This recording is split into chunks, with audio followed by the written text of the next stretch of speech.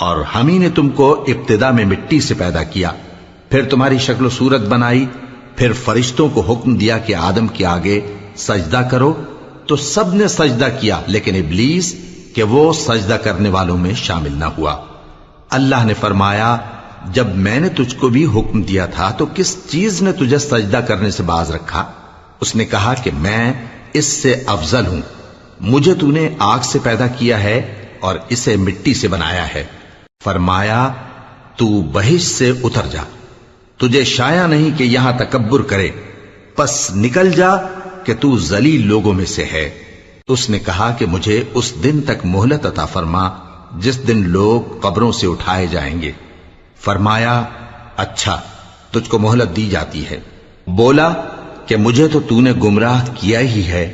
میں بھی تیرے سیدھے رستے پر ان کو گمراہ کرنے کے لیے بیٹھوں گا، پھر ان کے آگے سے اور پیچھے سے اور دائیں سے اور بائیں سے غرض ہر طرف سے آؤں گا، اور تو ان میں اکثر کو شکر گزار نہیں پائے گا۔ اللہ نے فرمایا نکل جا یہاں سے پاجی مردود، جو لوگ ان میں سے تیری پیروی کریں گے میں ان کو اور تجھ کو جہنم میں ڈال کر تم سب سے جہنم کو بھر دوں گا، اور اے آدم تم اور تمہاری بیوی بہشت میں رہو سہو، اور جہاں سے چاہو اور جو چاہو نوش جان کرو، مگر اس درخت کے پاس نہ جانا